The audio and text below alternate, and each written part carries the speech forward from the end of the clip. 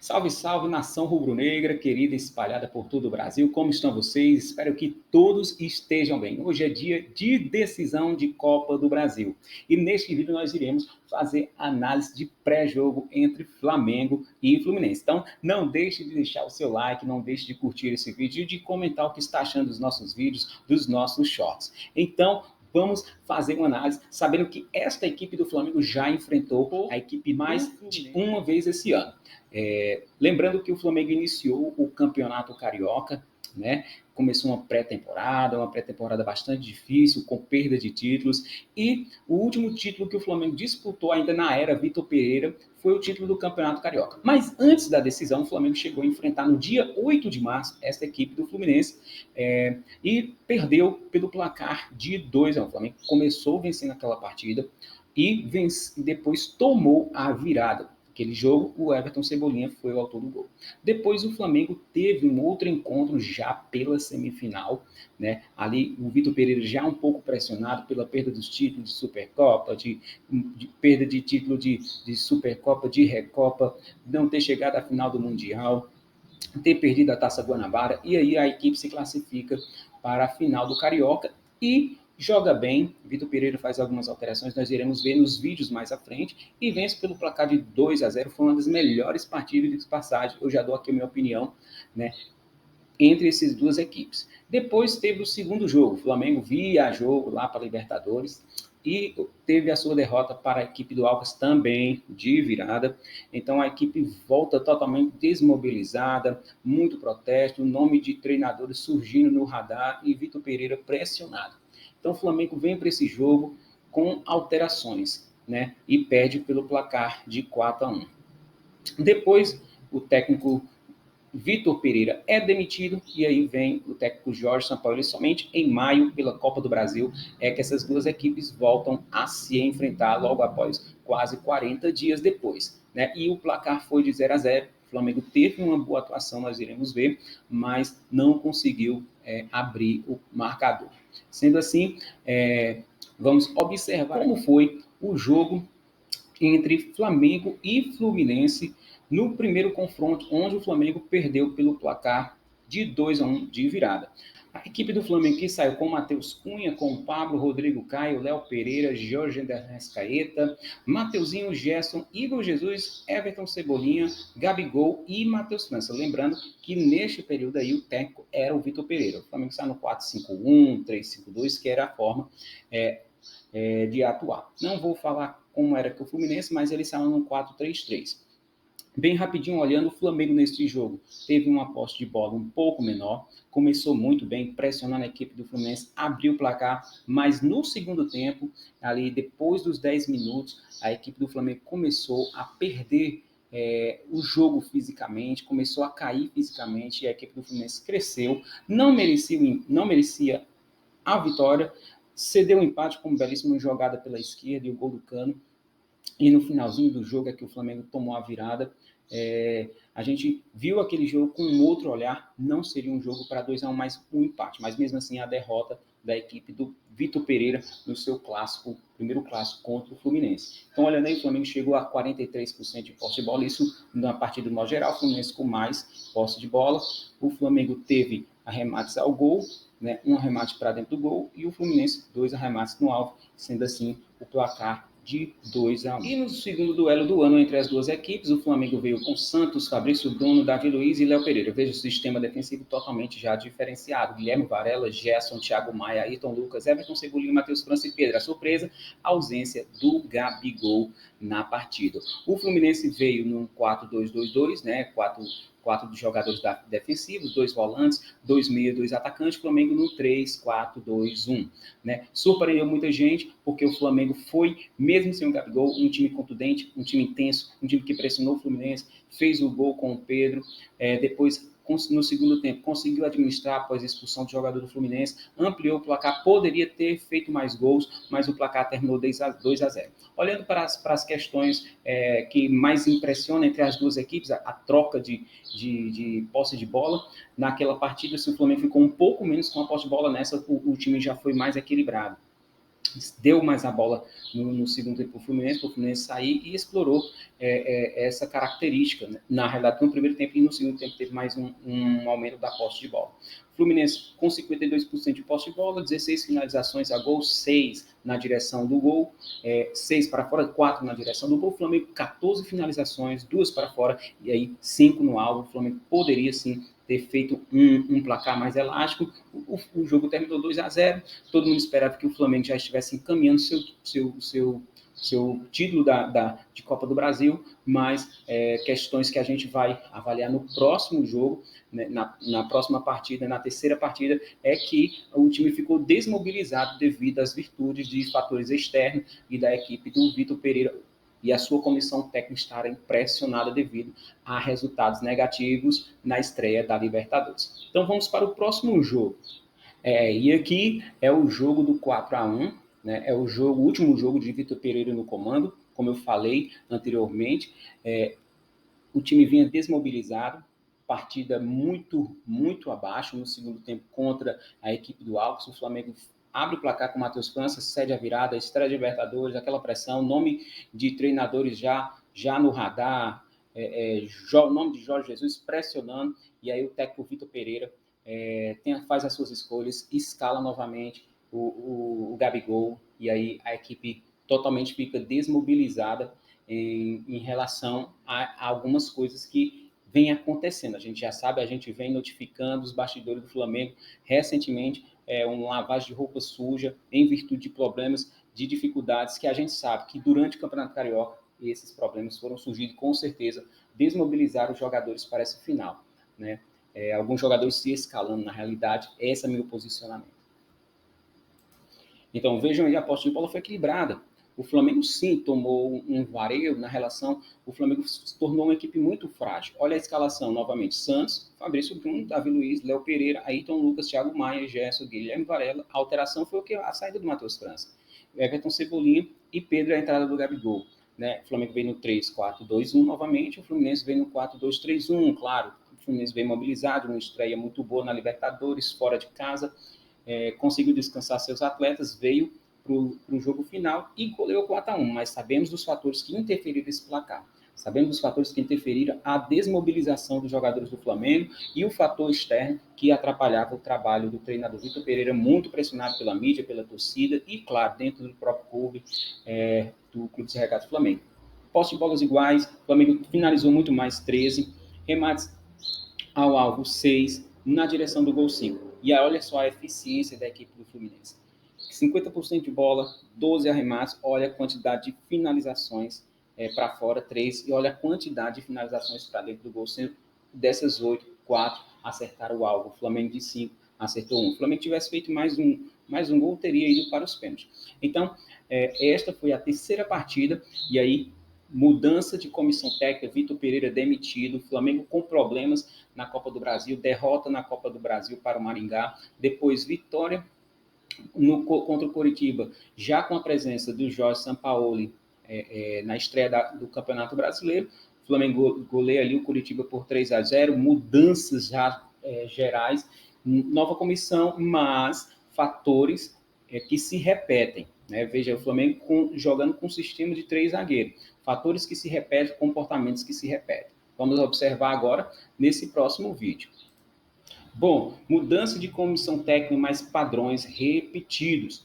Então, o Flamengo veio sistematicamente diferente no 4-3-3, mas a saída de bola e o sistema de 3 zagueiros ainda continuando, né? Vamos ver a escalação: Santos no gol, Ayrton Lucas, Léo Pereira, Fabrício Bruno, Wesley, né? O Guilherme Varela lesionado, com problemas, cirurgia na cintura, Wesley ganhando oportunidades com o técnico Jorge Sampaoli.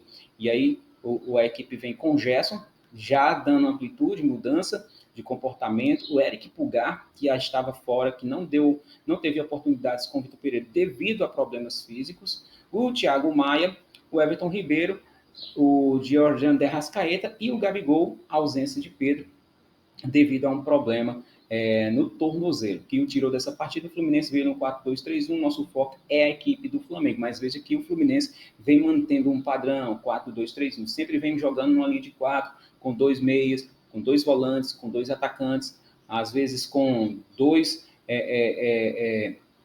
jogadores mais avançados pelos lados e um atacante. Isso aí são comportamentos da equipe do Fernando Diniz, às vezes com o John Arias, com o Keno, mas agora ele está com a ausência de alguns jogadores que a gente logo vai ver no próximo bloco.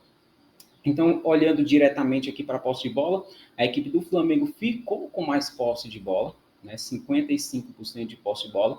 A equipe do Fluminense ficou com 45%. O Flamengo pressionou bastante essa equipe do Fluminense, que foi o fator decisivo para que a equipe do Fluminense se comportasse diferente, né, mudasse seu plano, mudasse sua estratégia.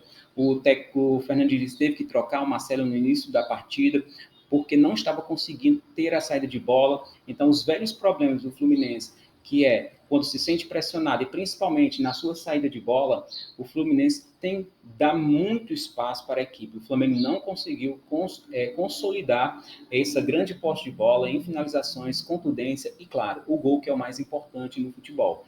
Então, o Flamengo teve 18 finalizações contra 7 da equipe do Fluminense. 5 finalizações no gol, 3 do Fluminense. 8 finalizações para fora, olha, 5 finalizações no gol, né? 8 finalizações para fora, 2 do Fluminense. E chutes bloqueados aqui, que está relacionado às estatísticas. Aqui uma curiosidade para vocês, nos outros 3 dados que eu tirei foram das estatísticas da partida, foram no iScore. Nesse aqui é no SofaScore, bem como esses campogramas que eu utilizo aqui para trazer a informação detalhada para você.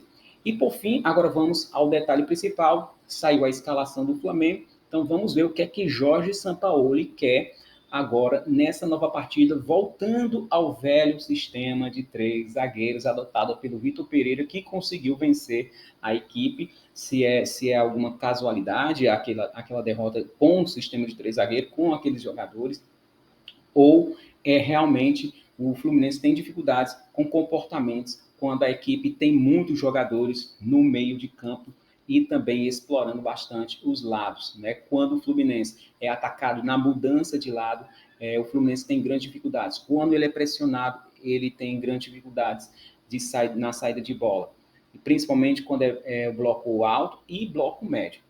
Eu já deixo aqui algo para você, torcedor rubro-negro. O Flamengo deve jogar de uma forma diferente hoje. Hoje o Flamengo vai se comportar de uma forma diferente. Eu acredito que o Flamengo vai jogar num bloco alto, sim, mas em alguns momentos vai ceder espaço para o Fluminense para atacar os lados e, principalmente, mudança de corredor rápida. Mudança de corredor. Esse é o segredo para a vitória contra essa equipe do Fernando. E as duas equipes aí estão escaladas. Vazamento de escalação não é novidade no Mengão. Não deveria ser assim, porque dá oportunidade do treinador adversário fazer as suas observações, né? E com muitas horas de antecedência é que dá para fazer um novo plano. E com certeza o Fluminense, que vem com desfalques aí, vamos ver a equipe do Fluminense, né? Vem com o Fábio, com o Manuel na zaga, o Nino vem com o Guga na esquerda, improvisado mais uma vez, Samuel Xavier, olha o lado direito aí que a gente tem que atacar, se liga aí que já tem novidade. André Martinelli voltando de lesão, né? O Ganso, o Arias, o Lima, a ausência do Keno na equipe que jogou ali quando o técnico era do Vitor Pereira, e o Cano, que também está numa seca de gols, né? Na realidade, a equipe do Fluminense vem de 3 derrotas e um empate, sem gols em todas essas 4 partidas. Aí, já diferentemente, o Flamengo vem com 6 jogos de invencibilidade, 3 empates e 3 vitórias, mas é interessante que na maioria dos jogos em que venceu, o Flamengo não convenceu. Vem com o Matheus Cunha, que toma a vaga do Santos no jogo anterior, ainda quando era o técnico Vitor Pereira, e então já é o Matheus Cunha, já é um jogador que tomou e já tem características diferentes do goleiro Santos e merece sim a titularidade. Fabrício Bruno, olha a linha de 3 voltando, Davi Luiz e Léo Pereira. Dos últimos jogos em que jogou o Flamengo, que teve derrotas e que teve vitória e que teve empate, Davi Luiz, que entrou durante o jogo, né?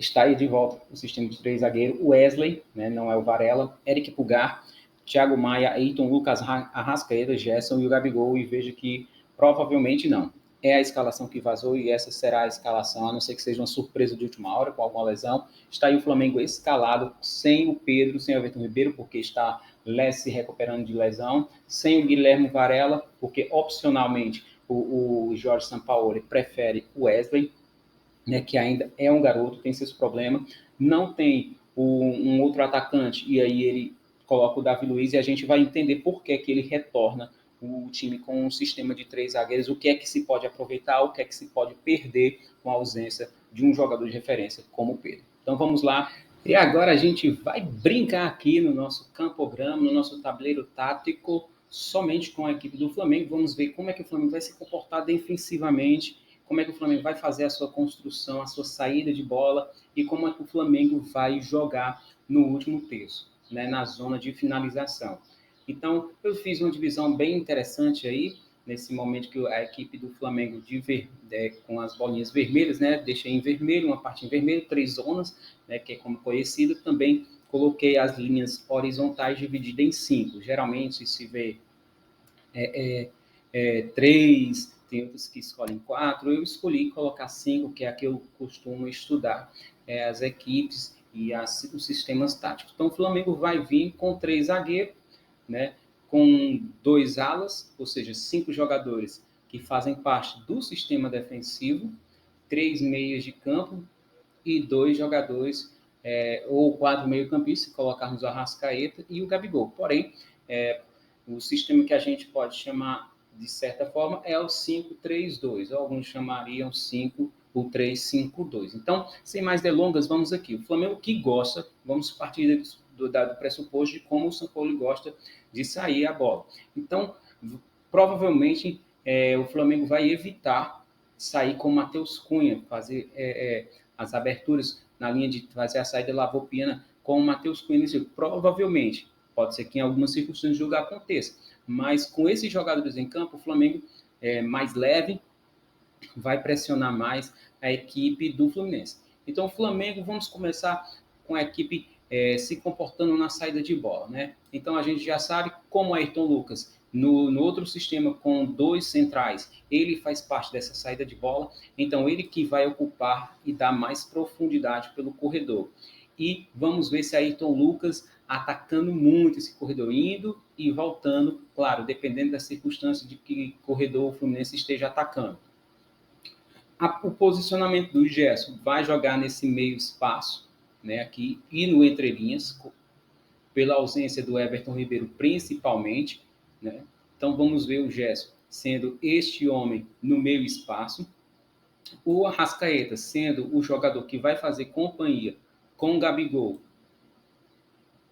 só que o de Arrascaeta vindo fazer essa recomposição para buscar a bola, né, e encontrar as linhas de passe, né, e principalmente jogando nesse corredor central e fazendo associações pelos dois lados. É o cara que vai jogar no entrelinhas. E o Fluminense dá muito espaço contra isso, com isso. O Wesley será o outro cara, né, do corredor. Então veja que, de certa forma, eu vou avançar um pouco mais o Gabigol aqui, porque ele vai ser propriamente a referência. E o Gabigol e o de Arrascaeta mais próximo dele. Então, veja que quem é que vai ocupar essas associações? Provavelmente o de Arrascaeta, e um dos volantes vai chegar se aproximando mais.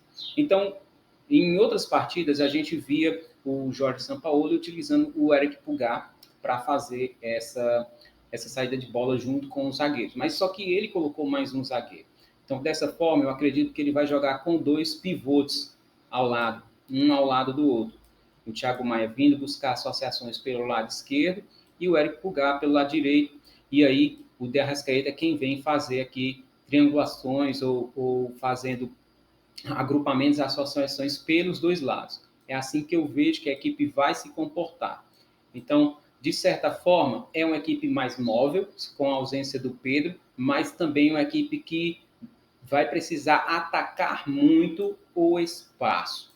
E os jogadores, né, do sistema defensivo, qual a ideia do Jorge Sampaoli com eles? Estou falando novamente aqui, repetindo, o Flamengo com a bola, ele vai se comportar dessa forma, no 3-2-5, outrora alguém, e eu acredito que seja mais o Eric Pulgar, que vai pisar mais na área, até porque ele tem essa característica, né, e o Thiago Maia se resguardar mais um pouco, e aquele sistema que ele falou na sua coletiva, o Flamengo vai jogar no 3-2-5 ou no 3-1-6, pode aparecer? Nunca apareceu esse 3-1-6, mas pode ser que nessa partida surja a oportunidade. né? Então, acredito que o Flamengo, no momento que tiver com a posse de bola, na construção ofensiva, ele vai se comportar dessa forma. Outrora com 2 pivôs, outra hora com o Éric Pulgar se aproximando nessas linhas da última linha do sistema defensivo do Fluminense. Qual a função, então, de jogar com 3 zagueiros? Liberar o Ayrton Lucas, principalmente o Ayrton Lucas, e também diminuir as obrigações defensivas de quem? Do Wesley, visto que é um jogador que tem muito potencial no último terço, mas tem tomado decisões erradas. E no sistema defensivo, o Wesley tem falhado muito. O Wesley tem feito faltas, o Wesley tem feito maus coberturas. Eu o critiquei no jogo contra o Cruzeiro. Tem uma análise no nosso canal sobre o empate e a tomada errada de decisão do Wesley fez com que resultasse no gol. Claro, tem gente que diz, não, ali foi um improviso do jogador do Cruzeiro, mas eu, no vídeo, mostrei que ele poderia ter tomado outra decisão, bem como todo o sistema coletivo. O Wesley tem a sua parcialidade, culpa naquele gol contra o Cruzeiro, mas para mim o sistema coletivo falhou mais. Como o nosso foco é o jogo contra o Fluminense, então, atribuindo de que ele tem muitas atribuições defensivas com 2 zagueiros, aqui ele vai ficar mais aliviado. Por quê? O Ayrton Lucas pode vir fechar o sistema defensivo, como eu falei. Ayrton Lucas é um jogador de muita força física e de muita velocidade quando corre para trás. E o Flamengo, quando vai jogar pressionando, vai ter as suas costas sempre descobertas, que é uma das coisas que vai acontecer caso o Ayrton Lucas esteja nesse setor. Ele não vai precisar voltar muito caso a equipe do Flamengo temporize e faça com que ele retorne de uma outra forma. Por quê? Porque ele já tem um zagueiro que vai fazer coberturas laterais. Eu não gosto muito de zagueiros que fazem cobertura laterais, mas o Léo Pereira, ele já jogou até como lateral esquerdo em alguns momentos, não buscando a profundidade, mas como um zagueiro construtor. Então ele vai vir aqui para esse setor justamente quando o Flamengo estiver com a bola, né? E o Fabrício Bruno jogando aqui na zona de construção. Então o Flamengo vai fazer uma construção provavelmente com 5 jogadores e quando estiver encontrando dificuldades, os jogadores que vão se aproximar e vai fazer a saída sustentada vai ser o Gerson, pelo lado esquerdo, ou pelo lado direito, o de Arrascaeta pelo lado direito, ou centralizado, e o Éric Pulgar se associando com o Wesley aqui. O Flamengo precisa muito disso para vencer as linhas do time do Fluminense. Então, acredito eu que esta é a forma que o Flamengo vai jogar quando estiver com a posse de bola. E quando o Flamengo perder a posse de bola, como é que a equipe vai se posicionar? O Fabrício Bruno, né? Já vou falar da função do Davi Luiz. O Fabrício Bruno é o jogador que vai dar essa cobertura pelo lado direito e o Davi Luiz é o jogador da sobra. É o jogador mais velho da equipe, dentre os zagueiros, mas também tem uma funcionalidade. Quando o Flamengo estiver encontrando dificuldades e esses volantes vierem jogar no entrelinhas, e a equipe do Fluminense vier jogar em bloco médio ou vier jogar em bloco baixo, aí o que é que a gente vai encontrar? Né? E eu digo logo, nós temos o Thiago Maia em péssima fase, enquanto a questão de como fazer o Flamengo ser mais criativo, fazer esse time circular mais. Espero que ele retome, né, a forma de jogar, pelo menos, para que ele possa contribuir. Então, o Davi Luiz, como todo mundo já sabe, ele vai ser aquele jogador que vai correr com a bola, vai conduzir com a bola entre as linhas e buscar o último terço já com passes mais verticais, ou para encontrar o de Arrascaeta, ou para encontrar o Wesley. Também o Davi Luiz, dentro dessa linha defensiva aqui, ele pode vir se deslocar para a direita, como para a esquerda, caso necessite de uma aproximação do Léo Pereira, quando o Flamengo estiver pressionando, em circunstâncias do jogo, bem como o Fabrício Bruno já faz esse movimento. Então, são jogadores que se combinaram já em outras partidas. Muitos torcedores não gostam. Daniel, e caso ele precisa fazer uma alteração, o Davi Luiz provavelmente será o jogador sacado, né? Ou não sabemos, dependendo das condições físicas do jogo. E aí ele pode entrar com outro atacante, o Cebolinha ou o Matheus França. Eu entraria com o Matheus França, dependendo das circunstâncias do jogo. O Flamengo, em momento defensivo, vai se comportar dessa forma, como eu falei. Pode jogar numa linha de 4, né?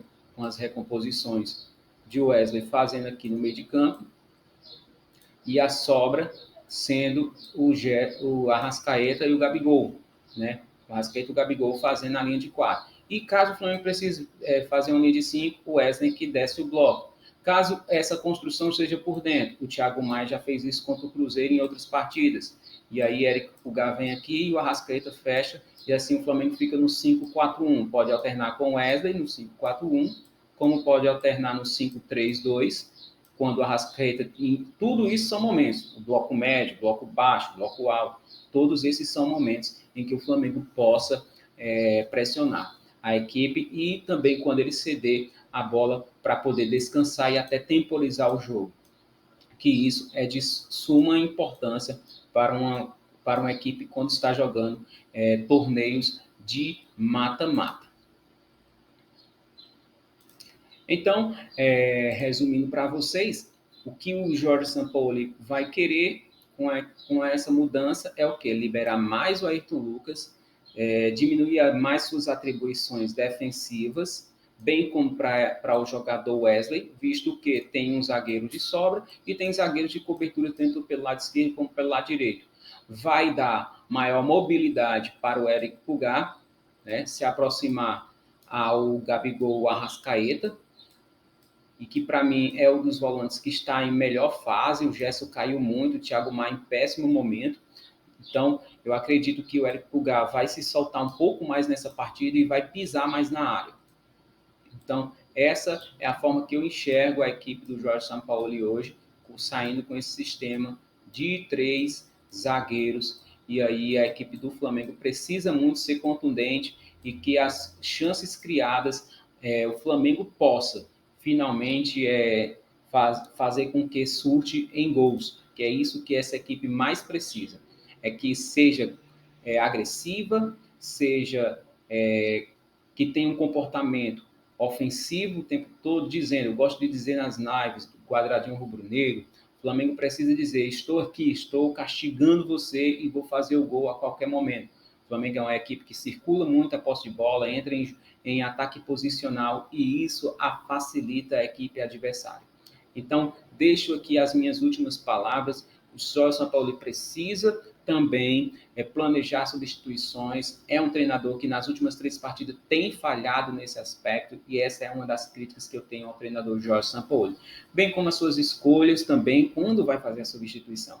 Tem momentos que a gente vê que o Flamengo precisa de jogadores de força, de atacar o espaço, e ele coloca jogadores no espaço de habilidade, perdendo assim a oportunidade de ser mais ofensivo, de castigar mais a equipe, de pressionar os zagueiros, de dificultar ali o momento em que os zagueiros estão sofrendo numa bola parada, estão sofrendo no 1 contra 1. Então, muitas vezes, o Jorge Sampaoli tem tomado decisões erradas. E hoje é noite de não tomar decisões erradas, é noite dele ser criativo, é noite dele tomar decisões corretas e de que os jogadores possam brilhar e que todo esse momento conturbado nessa semana que se iniciou com jogadores em atrito, com jogadores afastados, com comissão técnica entrando em atrito com jogadores e a diretoria tendo que intervir, que já deveria ter feito isso há muito tempo.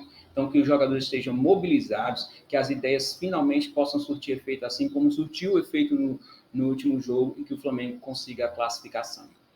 Então, deixo um forte abraço para todos vocês, torcedores rubro-negros. Vamos lá, Mengô, vamos vencer nessa noite, vamos se classificar para as quartas de finais da Copa do Brasil. Marcou na área, curte, compartilha esse vídeo se você gostou, espalha para todos os seus amigos aí. E, claro, se você ficou até o final, com certeza você vai se inscrever.